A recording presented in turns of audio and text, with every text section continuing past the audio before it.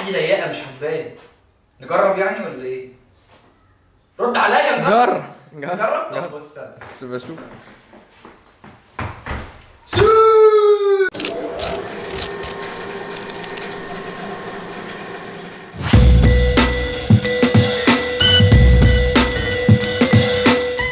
ازيكم يا جماعه والواندا متروبوليتانو يا عم الحاج والشامبيونز ليج وباشا رونالدو بيه. انا اسف يا باشا، يعني انا غلطت لما قعدت هنا من اسبوعين وقلت اللي فات مات وخمسة دورة باشا الابطال. انا اسف يا باشا، انا اللي معرفك يجهلك يا دون. انا اسف، مش ممكن يا جماعه. الراجل ده هو مبدئيا كده الراجل ده بيسمع مزيكه الشامبيونز ليج زي العتبه جزاز كده الفرافير، وفجاه مناخيره دي بتلعب وبتلاقي الراجل بينزل ما بيعرفش ابوه، ما بيعرفش اي حد خالص. الراجل ده يعني لا عزم ايه، عزم مندز وعزم صحابه وعزم عيلته وعزم الواد المغربي صاحبه ده، عزم الناس دي كلها يحضروا الماتش. قلبه كان حاسس يا حبيبي.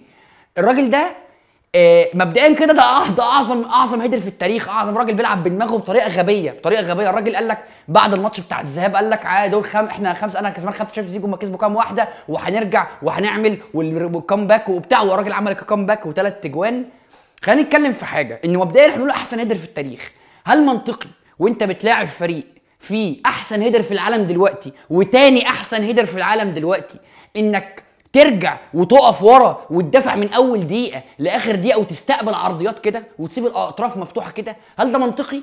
لانه لعب يوفي كله العب على الطرف وعرضيات، العب على الطرف وعرضيات. اللعب مبني على كده. عشان كده مثلا لما انا جيت اول الماتش قبل ما الماتش يبتدي شفت ايه زي ناس كتير بصراحه، شفت ديبالا بره وبرناندسكي اساسي. ايه ده؟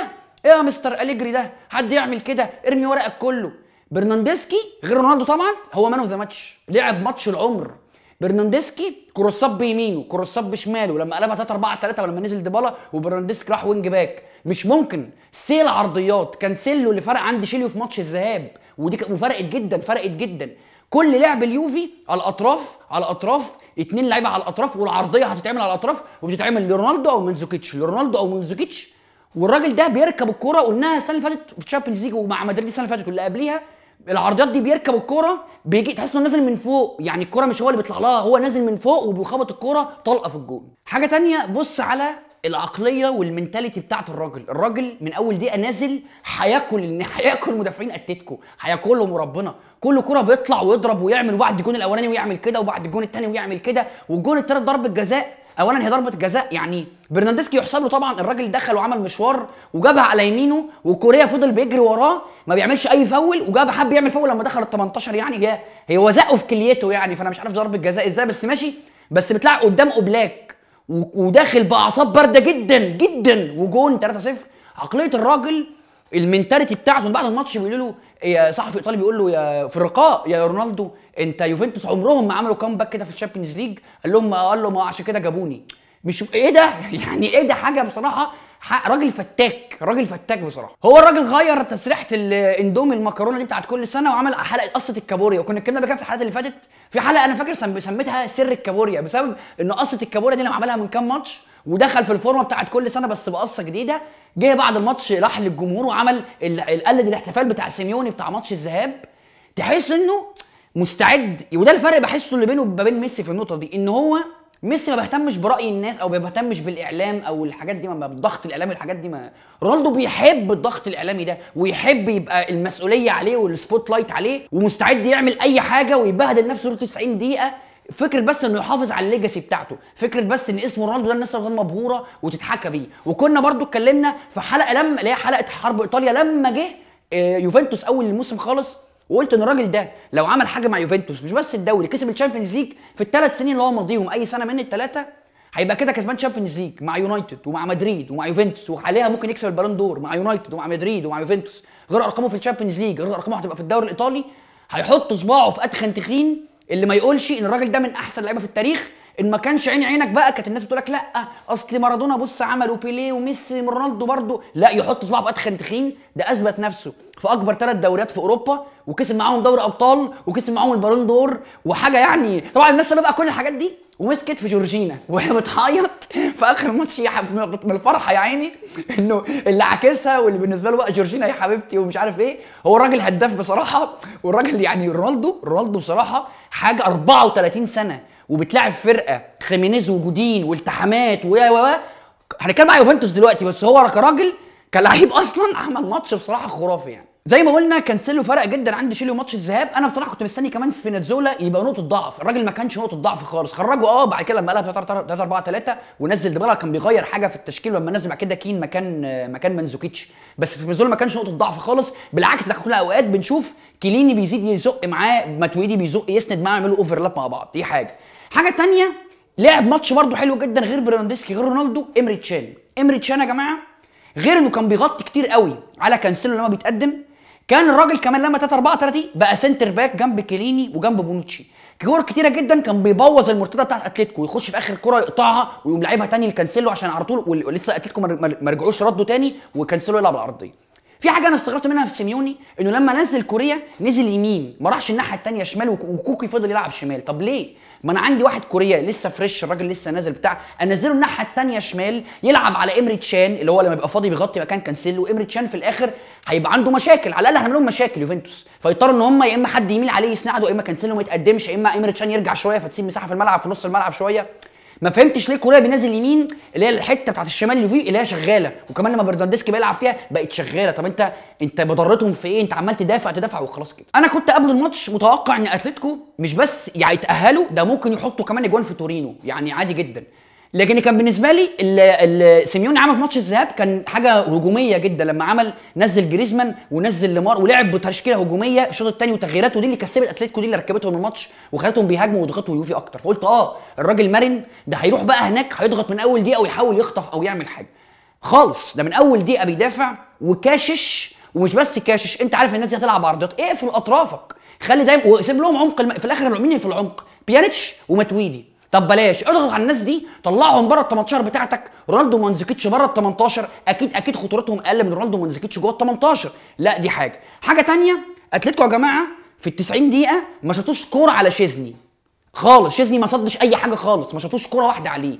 انت مالكش اي شكل هجومي، اي كوره كانت لجريزمان، انت معتمد كل اعتمادك ان جريزمان ممكن في الكوره يروح وربنا يكرم بقى حد يتكعب لحد يقع يعمل حاجه يسند على مراته ويشوط من بعيد اللي هو حاجه وتيجي من عند ربنا كده وخلاص. لكن ما كانش فيه اي ضغط دفاعي على يوفنتوس، لدرجه ان كان كليني في اوقات بيبقى في واقف قدام ال 18 بتاع اتلتيكو وبيسند مع سبيناتزولا، اللي هو ما فيش الضغط الرهيب غير ده. يعني ايه و2-0؟ طب ما انت تخطف جون تعادلهم الماتش، لا 3-0 وابتدى بعديها يهاجم انه 3-1 ممكن احنا نصعد، وبيلعب دايما انه 2-0 نلعب اكسترا تايم، 3-0 وحطينا جون ممكن نتاهل ونخطفها في الاخر. طب وبعد ايه؟ يعني الحاجه اللي كانت باينه بيعملها سيميوني انه بعد ال1-0 لما اتلتيكو كانوا بيقطعوا الكوره بيحاولوا يمسكوها في نص ملعبهم، يحاولوا يخفوا الضغط من عليهم.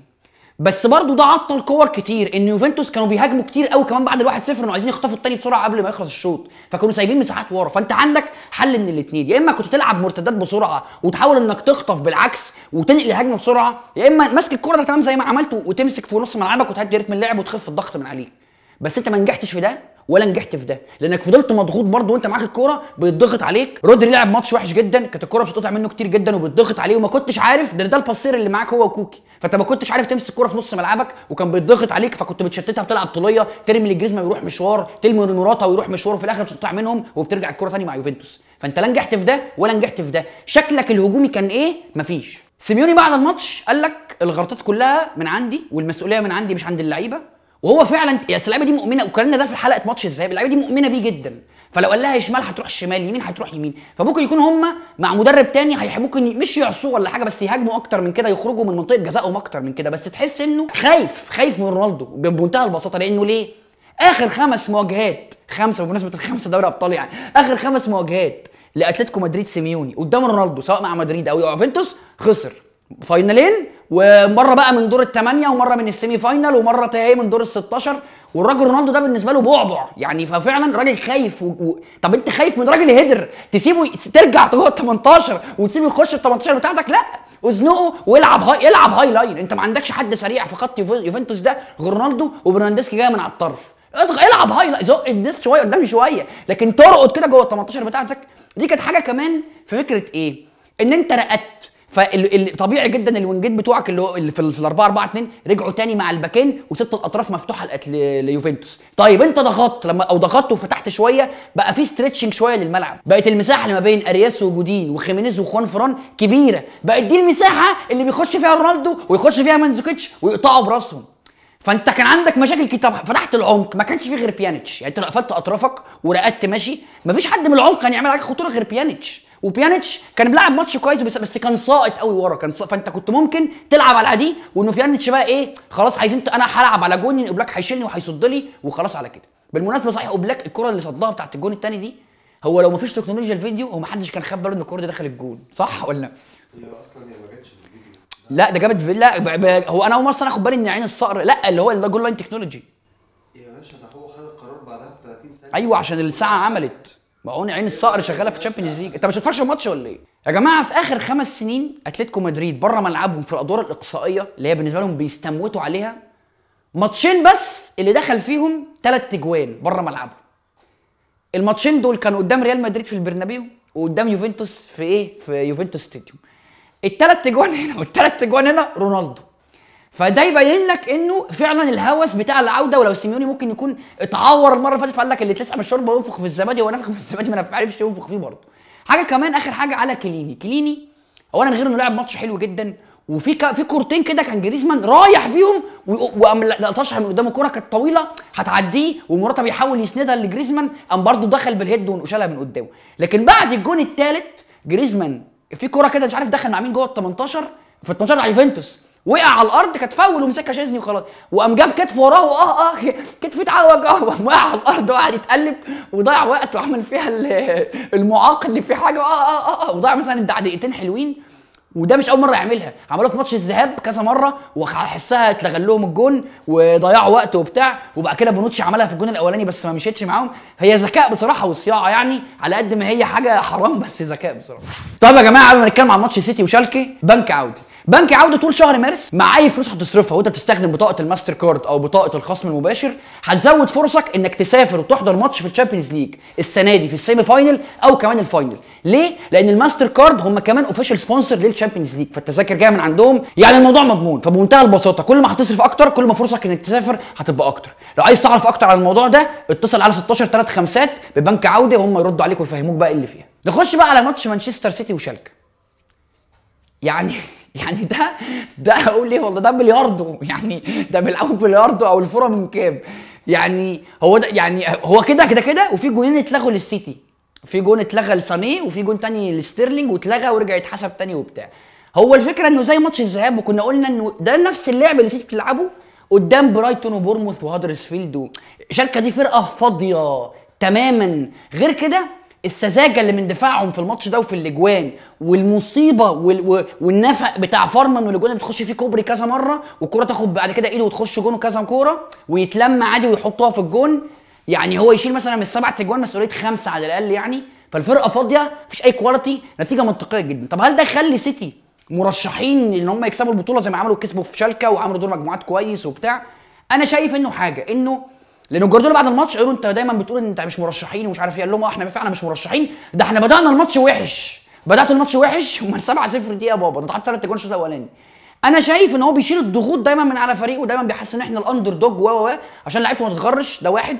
2 عشان ما يبقاش فيه ضغوطات عليه لما يلاعب فريق كبير، مع ان انا خوفي وحاسس كده ان في القرعه بتاع الدور الثمانيه هيبقى في ديربي مانشستر. يا خوفي بس يعني ايه، الراجل مرشح مرشح من الفرق الجاهزه بس محتاجين الاصابات اللي عندهم دي الناس ترجع، بالذات دي بروين وبالذات فرناندينو.